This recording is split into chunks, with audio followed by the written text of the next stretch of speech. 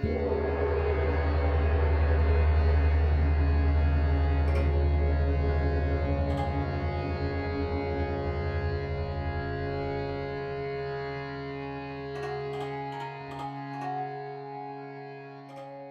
are going to be, over the next 5 sessions, going to be exploring some of the fundamental principles and elements of meditation practice, and hopefully at the end of that 5 sessions, which will be approximately 10 weeks, it'll give you sort of the tools that you need to perhaps begin a regular and maybe frequent practice. Well aware that it does take time to establish that. It certainly took me a long time to build up to a regular and frequent practice, but the benefits are there with that as well. And the bits I want to really go into today are the elements of posture, intention and motivation, and then settling. And this makes up the first 3 parts of the meditation practice. We have posture, intention and motivation, and we have settling. And then what we'll cover in other weeks is the grounding practice, the resting, and the support. But we'll obviously go through that in the meditation today, but in terms of the teaching, it will be covering the first 3 parts. So the first 3 parts are posture, intention and motivation, and settling. So in terms of posture, what is the right posture to meditate in? Now, I'm pretty flexible with this. I think even the Buddha said you can meditate walking, sitting, lying, or walking. So yeah, it's pretty much you can do it in any position. You can move, you can be still, you can lay down, you can sit down. And then it comes down to how you want to do each one of those. So I find it most comfortable to be either sat on a prop. So I've got something under my bum with my legs crossed, or on a kneeling stool. Other people prefer to be sat on a chair. Other people prefer to be laid down. You can stand up. The most important thing is for you to allow your body to relax and be comfortable, yet not to fall into sleep too easily. It's easy enough to fall asleep in a good upright posture, but if we start off a bit slouched and too comfortable, then that definitely pushes us a bit more into the sleepy zone, and then we fall under our awareness. So it's quite nice, but it's not always the most beneficial way to practice. So we've got the posture. We've got, traditionally, most of the time, we're either going to be sitting or laying in these practices. Walking meditation is a beautiful practice as well, where you don't walk actually to get anywhere, but you're just very aware of walking slowly and feeling the ground under your feet. And that can be a beautiful practice in itself, and is actually a really helpful practice to bring mindfulness off the mat into the real world. So we're actually taking that next step by moving through the world with mindfulness. So just to reiterate, it's about being comfortable. It's about taking away any idea that you have to sit perfectly. So allowing your body to relax and be comfortable, yet having some kind of intention and discipline to the practice. So honoring the practice. So we stay alert and awake and present for the practice. And it's going to be, we're not going to stay in that posture the whole time. We have to adjust. But again, it's about being aware of the need to move before moving, not shifting and shaking too much, not following every impulse to move. Because when the body moves, that moves the mind as well. And if you're trying to settle down, then that can be quite disruptive. So we try and pick a posture that we can maintain for the set time that we're going to be practicing, that doesn't feel uncomfortable, but allows us to remain alert as well. Any questions on posture? Comes up quite a lot, and there is a lot of other schools that might teach, you have to have everything perfectly aligned. And yeah, for certain types of meditation, that might be appropriate. But for mindfulness meditation, it's not essential to have perfect posture. Now, what's the next bit? Intention and motivation. We do these as a pair. And the whole point of intention is we're asked to set an intention at the beginning of the practice, and it can vary. It might simply be, my intention is to practice mindfulness for 20 minutes. It might be something a little bit more nuanced, like I am intending to bring more compassion into my practice today. So you can have multiple intentions, you can have a simple, straightforward one, or you can have a slightly more nuanced one. Usually, in the practices that I lead, I will offer an intention. Our intention is to be present with the breath for the next 20 minutes. Or it's to notice when the mind wanders, or some sort of description of what we're going to be doing. And then really we bring our own motivation to the practice. So it's about asking why. Why are we doing it? What brings us here to the mat to practice today? And that would be very personal for each of us. It might consist of, I would like to reduce stress in my life, or I'd like to become more self-aware. I'd like to learn the skill of focusing my mind. I'd like to bring more compassion into my life. Whatever your own motivation for practicing is. And sometimes it can be quite revealing if we're very open to the answer when we ask what my motivation is. It can sometimes highlight where we might be putting a bit of pressure on ourselves, where we might be resisting something in our life as well. So asking ourselves why we're there, and just being open to what comes up, not necessarily searching for a particular right answer. Then with the intention and motivation, we let them go. Because once we enter the settling phase of the meditation tends to take its own path. And if we're too fixed on our intention or motivation, then we can constrict or restrict the natural flow of the meditation. So it's often described as firing off an arrow. We set our intention and motivation, and then we let it go. Because essentially, the essence of mindfulness meditation is about coming back to the present moment in a way that is curious and non-judgmental. So we then enter, that's the posture, intention, motivation, then we enter the settling phase. And you'll recognize this as when we watch the breath quite closely. We'll bring our attention to breathing and we'll follow the counting. And we often even the in and the outflow of the breath. And the idea of that is to encourage the nervous system to relax. If we build an even in and outflow of breath, it tells the nervous system that we can calm down. And that often has an impact on our thoughts. So we're not so agitated or distracted. Now that's quite a deliberate part of the practice, this settling down. We give some strong intention to staying on the breath, which is slightly different to what happens later in the practice when we go into resting and awareness of the breath. So that's the essential first few components of a meditation.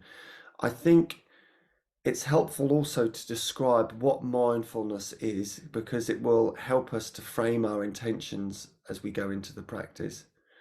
Remembering, I've probably repeated it quite a few times in these sessions, mindfulness is defined by the Mindfulness Association as knowing what is happening while it is happening without preference. Knowing what is happening while it is happening without preference. So knowing what is happening, it's the knowing of being aware. Am I aware of what is happening? There's no conditions on the what is happening other than, am I aware of it? In this way, we can't do anything wrong during a meditation. We can't be thinking too much. We can't be too distracted. Can't be too sad, too excited. Because at any point that we're knowing or noticing what's happening, we're being mindful or we're entering mindfulness. It's the knowing, it's the awareness. And it's knowing what's happening while it is happening. And of course, while it is happening is now. It can only be now. So mindfulness is encouraging us to be present. It's encouraging us to watch what's happening, notice what's happening, not changing what's happening, noticing while it's happening, noticing it in this moment, which is a continual flow of experience, always changing. And the last bit, without preference. So this is teaching us that whatever happens is okay. We don't need to put conditions around it. We don't need to like or dislike. If we're bringing preferences or judgments into the practice, then we're not being mindful. Now, of course, it's very natural for the mind to bring preferences and judgments into the practice. But once it's there, that becomes part of the knowing what's happening. We still can't do it wrong. We just go, oh, I'm noticing that I'm judging myself. I'm noticing that I'm judging this moment. So it's almost like, okay, the aim or the essence of mindfulness, there is a value on non-judgment, on allowing things to be as they are. However, the human mind is very naturally quite judgmental and selective and has preferences. So if we do notice that we've become judgmental, then we simply notice it. Oh, that's judgment. And we might even feel into what that feels like, experience with curiosity that process. And it's a very, very key point to learn in a practice, because even if I stress it now, we will come out the other side of this meditation, and I can almost guarantee that someone will have had an experience that they believe didn't belong in the meditation practice. And that's falling for this mind of preferences. That's being absorbed in the habitual patterns of the mind. So it's not being mindful. Mindfulness is teaching us to drop those judgments. And the benefits of that within the practice are we have a much easier practice because we can't do it wrong. We can only notice to our best ability how things unfold in the moment, and we can always notice what's happening. As soon as we're aware, I notice that I'm thinking. We might notice the thought as it arises. Oh, there goes a thought. Here it comes. We might not even notice until we're completely immersed in the story. And I'm sure we've all experienced that. And we can bring this non-preference also to the body. We can bring it to the sounds around us. So if there's difficult sensations, we're encouraged to, as best we can, sit with those. Not to sit through excruciating pain. If you can move and relieve it, then yeah, do that. But if there's minor discomforts, can we use that as an opportunity to be non-judgmental, to just experience it without wrapping labels and stories around it? Can we do the same for noises that we believe are distracting us? You know, there's no sound that we can't be aware of. And that is being mindful. Can I then bring non-judgment or non-preference to that distraction, allowing it to arise and fall away in its own time? Essentially, what we do in a mindfulness practice, if we hear a noise we don't like, the noise is long gone. What we're experiencing then is what the mind is saying about the noise. And that's very automatic, conditioned usually. So what we're trying to get better at in mindfulness is recognizing that automatic process of the mind, how it naturally inclines us towards suffering, essentially. The mind is kind of pulling us into the past, into the things that we've done and we don't like, worrying about the future. It's labeling and judging this moment as faulty for some reason. But it's all going on in the language of thoughts, in words in the head. So what we get better at in mindfulness is learning to listen to that and recognize that story. It's always going. It's like the radio on in the background. The mind's always chipping away or sort of grasping at something or complaining. And we get moments of quiet in that, but it often doesn't last for long. So part of mindfulness is really riding the waves of our experience without judging ourselves for it. So the benefits in the practice then are it makes our practice a bit easier if we can't do it wrong. It makes life a bit easier because what we're practicing is those pathways in the brain of non-judgment, of non-preference, of remaining present, of recognizing when our mind is producing a story of suffering.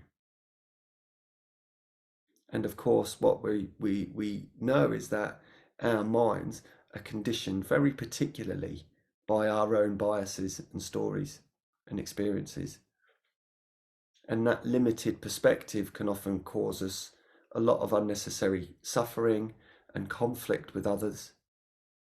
So mindfulness really is at the heart of bringing about a more peaceful state within ourselves and bringing a more peaceful state into the world as well. So that is enough of that. Does anyone have anything to say or ask any questions about what I've just said if nothing made sense or something didn't make sense?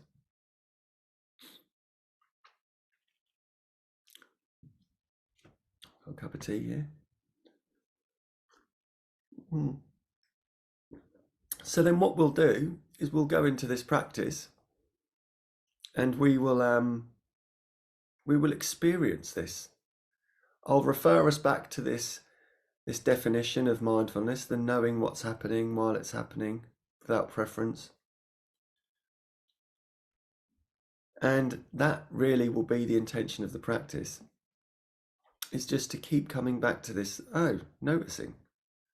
And we will settle with the breath and then we'll move into grounding. So we'll do a bit of a body scan and then we'll come back and we'll rest. And it's in this moment of resting that we soon recognize that the mind will become very active.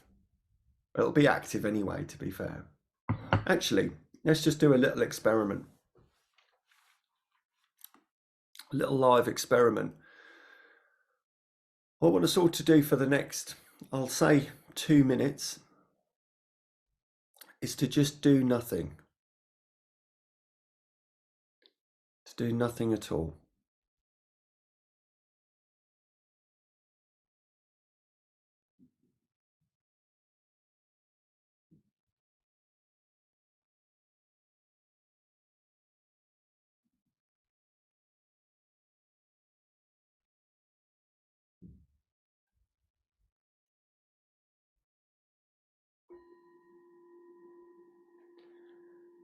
So just contemplating then, or reviewing when that bell rang, were we doing nothing or were we thinking?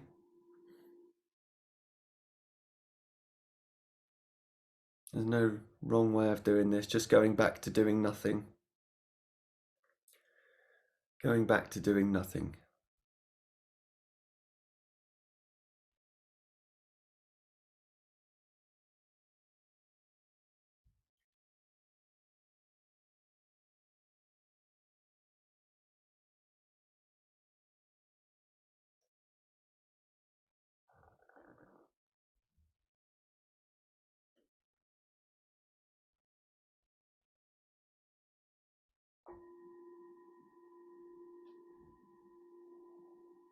And again, when you heard the sound of the bell, were you doing nothing or were you thinking?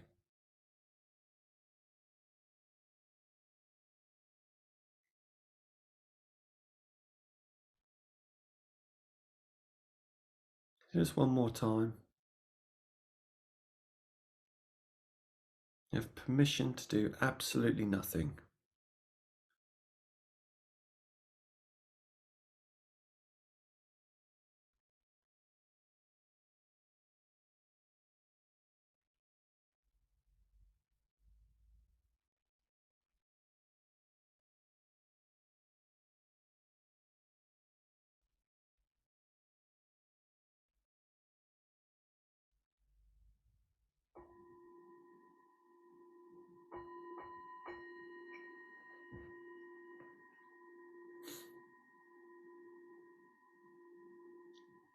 So that's the end of that little experiment, and I am quite keen to know if anyone was able to do nothing.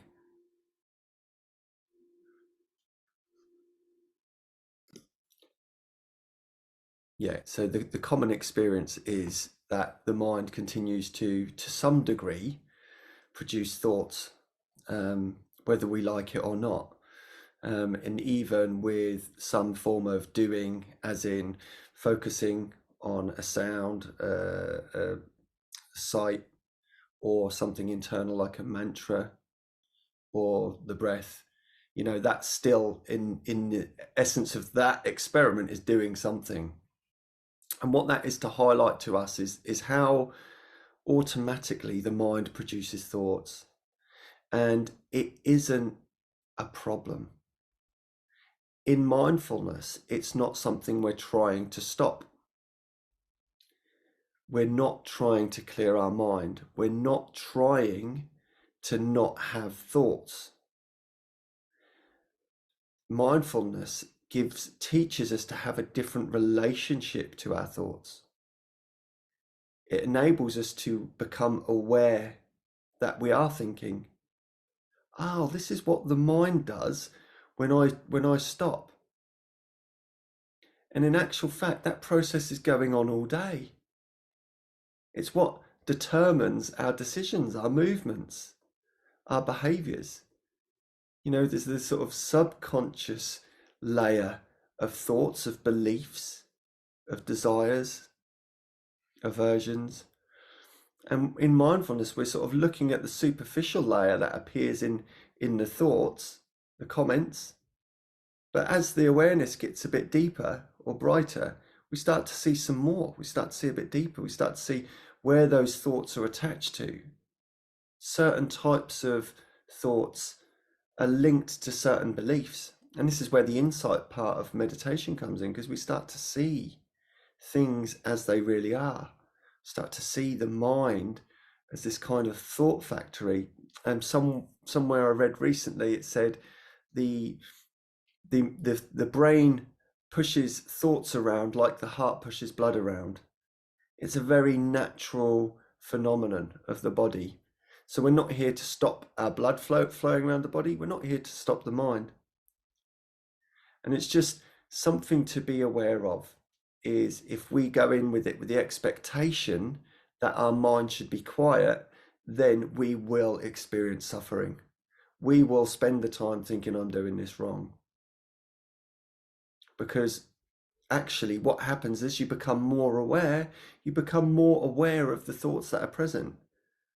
It's like the better at mindfulness or the more you practice, it almost feels like the worse you get if you're measuring it against the amount of thoughts that you have.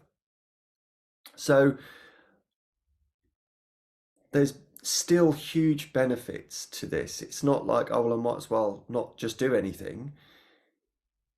If our relationship with our thinking improves or changes, that's huge, because so much of our life is dominated and driven by thoughts that we don't really have much control over. It's a bit of a game changer when you start to witness that these thoughts are just arising. They're just arising. It's coming out of almost coming out of nowhere. They have some intelligence. They have some kind of trace back into past experiences, but they're not made of anything. Very insubstantial. And there's something else here. There's something else here beyond thinking, or that gives space to thoughts, our awareness. Our awareness is what we're developing in mindfulness, and it's our awareness that is the container for all of these experiences.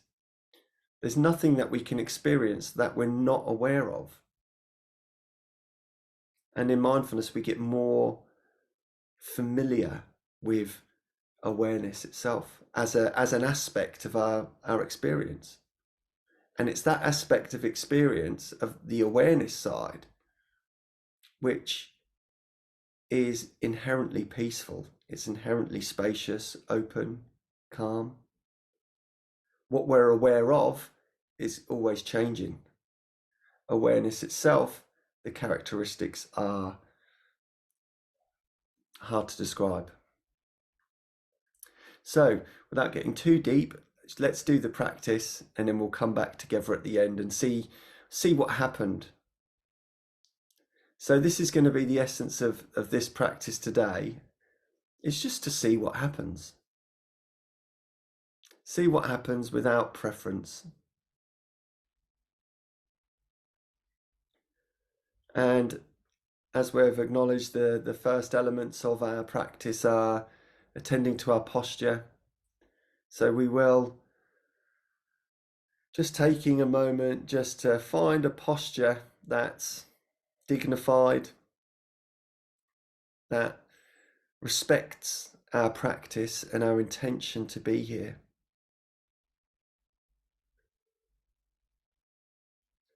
I often like to float the body out of the hips and just lift the back of the head slightly. But this is done on feeling. What feels like a good posture? So entering the senses of the body, of that sort of sense of touch that helps us to feel how the body feels in this position. Can you find a lightness, an ease in the body?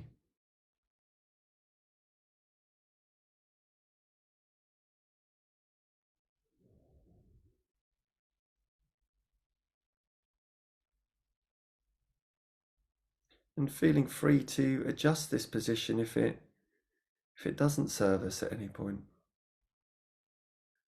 But we do so mindfully. We adjust our position with awareness.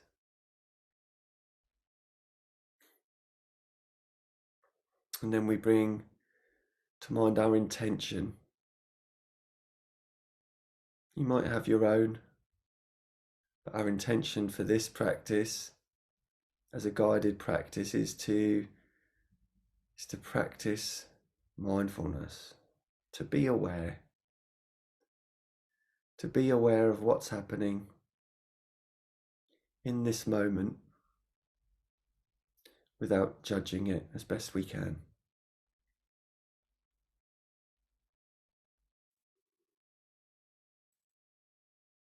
And just dropping in that question of motivation, asking ourselves, why am I practicing today? What do I hope to get out of this? What brings me here?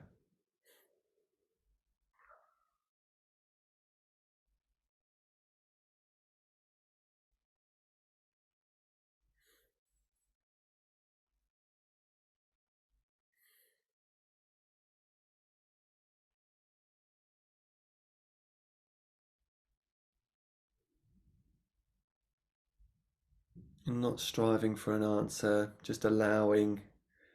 Maybe there's layers of motivation, maybe nothing's coming up, and that's okay.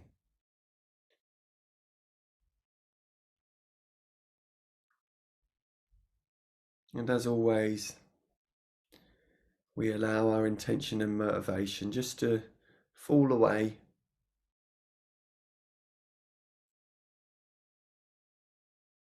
so that we're open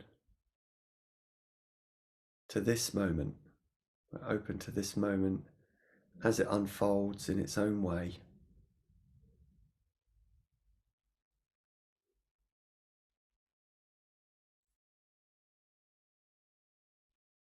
And we settle the mind, we encourage the mind just to come out of gross distraction.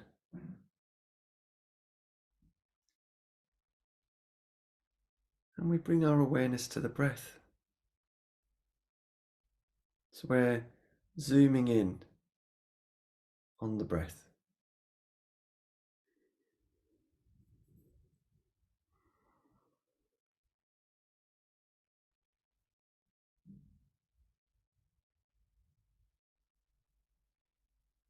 Now we often tune into the sensations of the breath.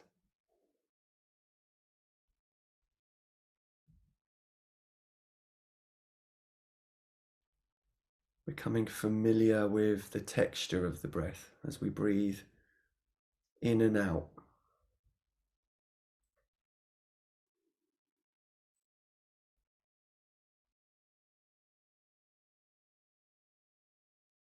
We may notice the breath in the mouth, the nose, might be the belly or the chest.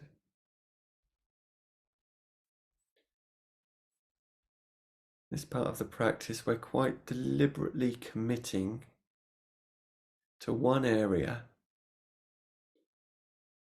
and doing our best just to notice what's going on in this one particular area as we breathe in and out.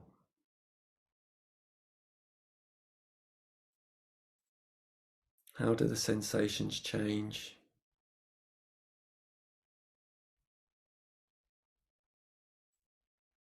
What else is going on?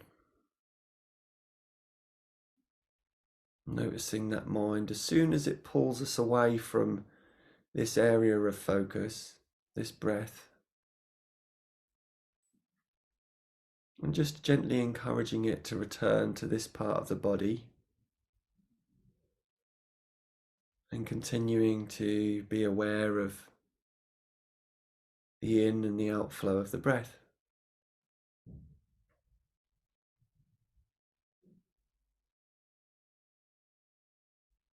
And deepening the breath slightly,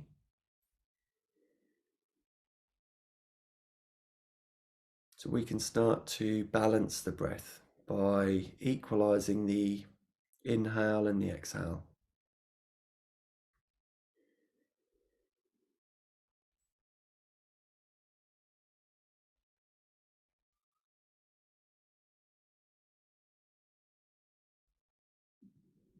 So we're just riding that natural flow of the breath, and we're bringing that nice, even, balanced flow of breathing in. You can count to 3 or 4 on the inhale and then 3 or 4 on the exhale.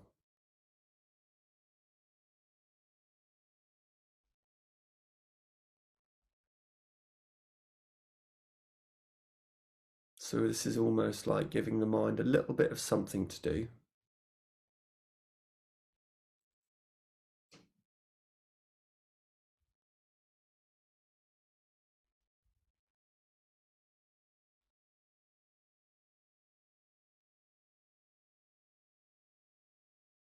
This little bit of settling tends to make the rest of the practice a little bit easier.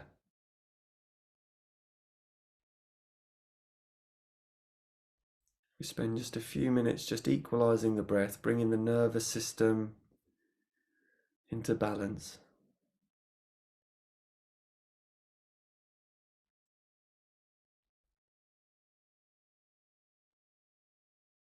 And always able to start again. No matter what distractions arise, we can always start again.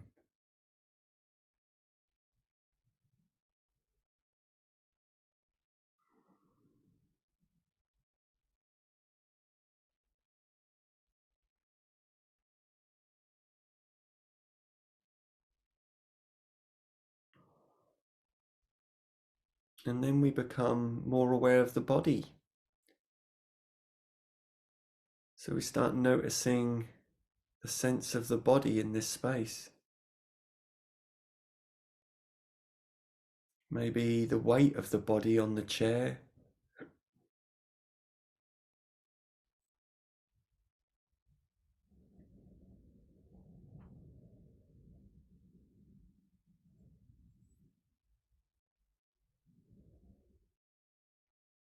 Noticing how the body feels as we let go of the breath.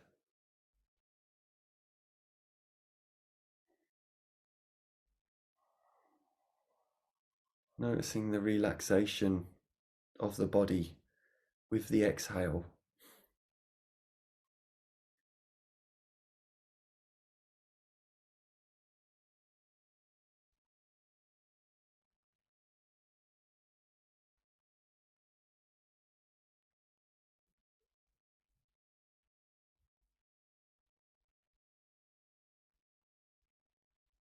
Allowing the mind to let go of attachment to thinking in the same way that the body lets go of the breath.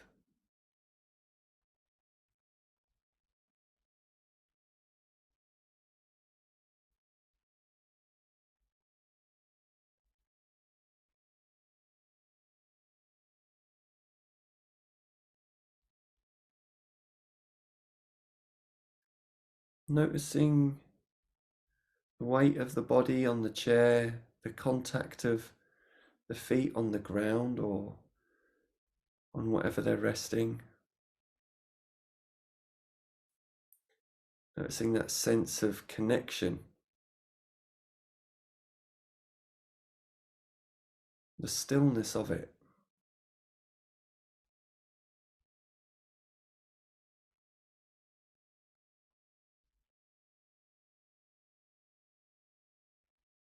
And scanning up from the feet through the legs, just noticing what there is to notice in the body. Is there any tensions, any tightnesses, any discomforts?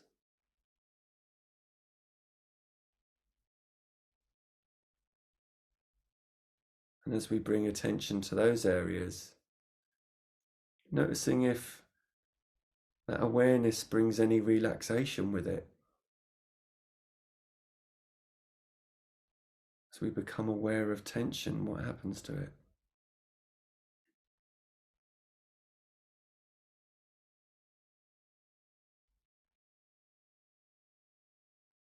Scanning up through the hips, through the belly and the back and the chest. So we might be aware of the whole torso. Noticing any sensations on the outside of the body.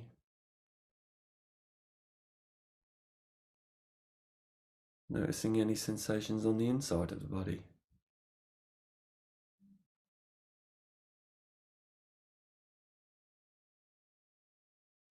The arms and the hands.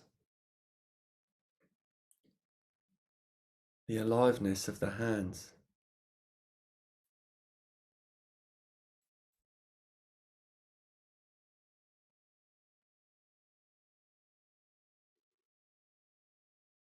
Back up the arms, the shoulders, the neck, the head.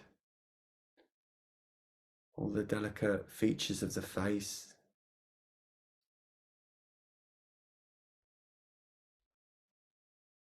Aware of the body as a whole in space.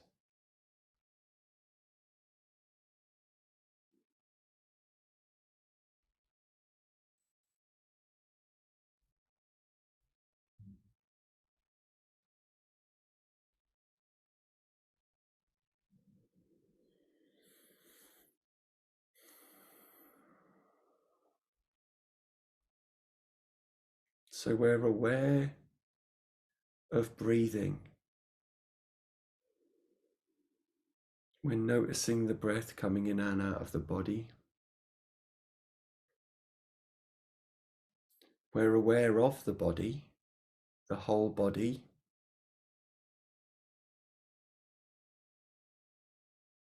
We're aware of the space around the body.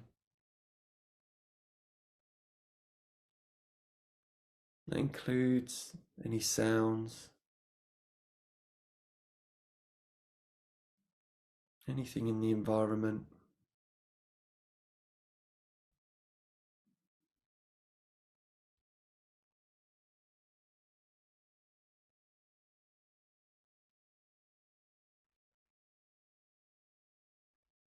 And here we rest.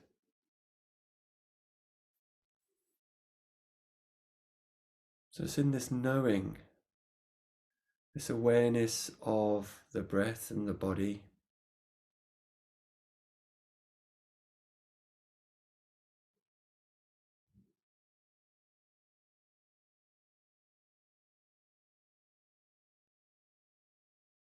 And we're just noticing what happens. We rest here.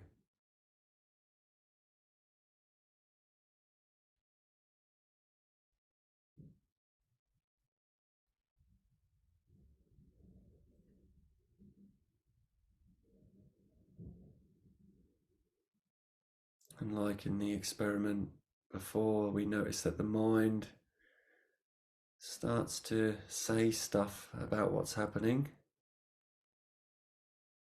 Sometimes it pulls us into imagination, into past and future thinking.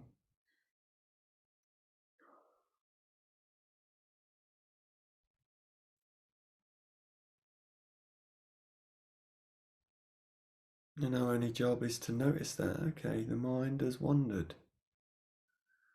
The mind is talking. And to orientate us back to the practice, we can become again aware of the breath. Resting back into this awareness of the breath.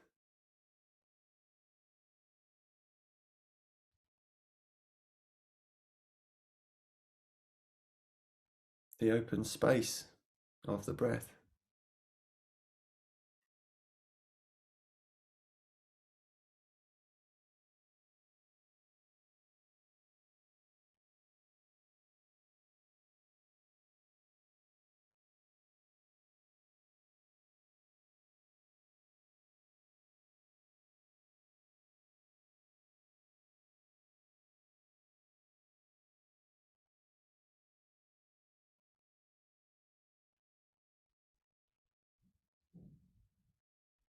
And there's no effort required here.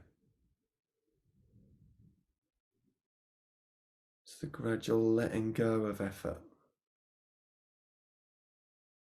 Resting back into this awareness.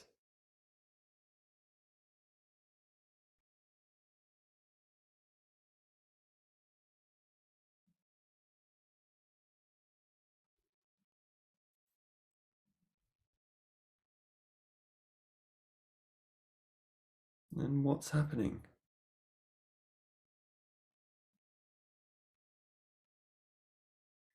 Are we focused in a relaxed way on the breath, or are we running off with thoughts?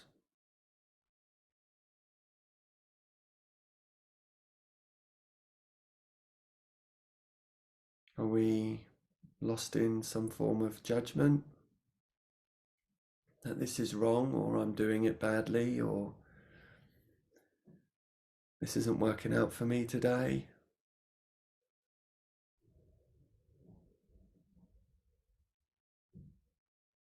Or maybe we're in the judgment of, oh, this is right. I'm doing it right. And noticing that as well.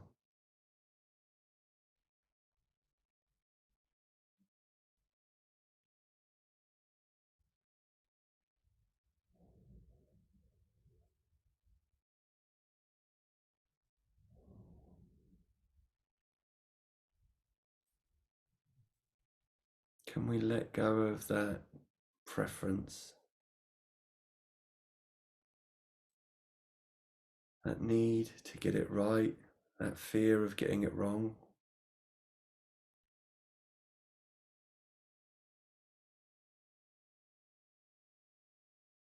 And simply notice what's happening.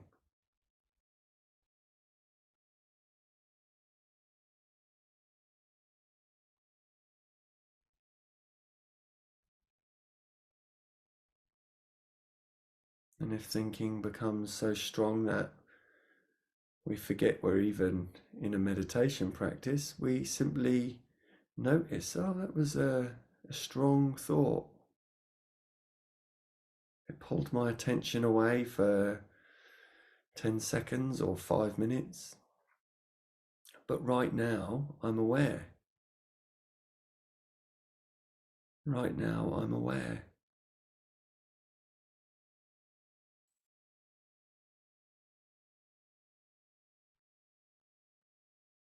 And noticing that awareness itself.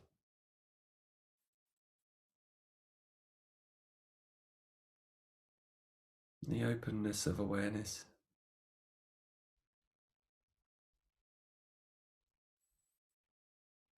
Noticing the breath in awareness.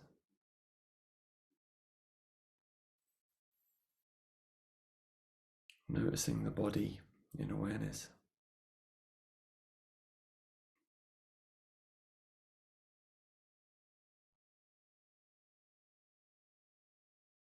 Noticing thoughts in awareness.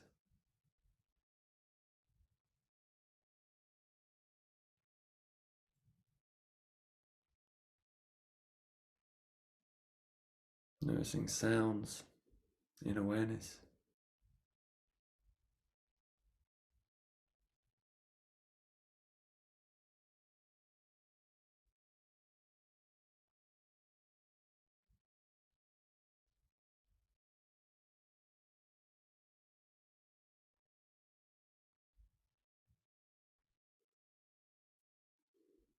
And as we approach the end of the practice, we're invited to review.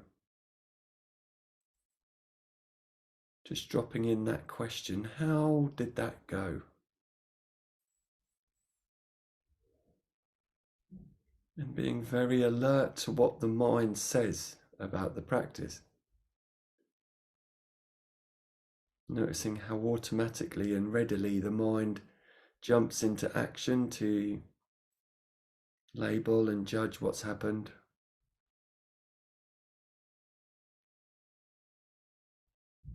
And again, just a little moment to be mindful of what's happening again, how the mind does that.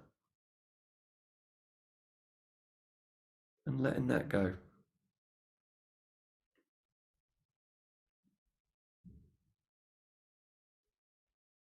Having the opportunity again to start again.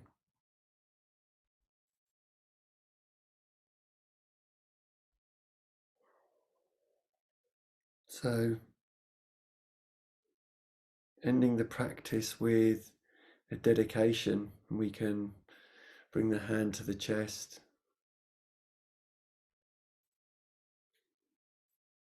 Just feeling that connection of touch, that warmth.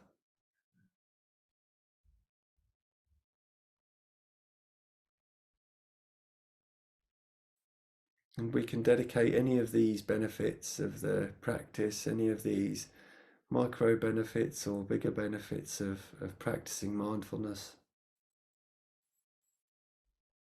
dedicating those to those most in need of peace, those most in need of warmth,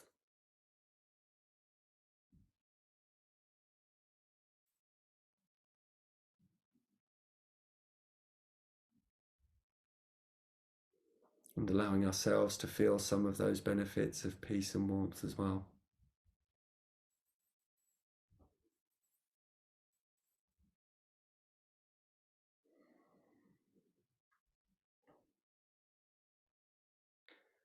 Just following the sound of the bell, back into the group and starting to move the body in a way that feels right for you.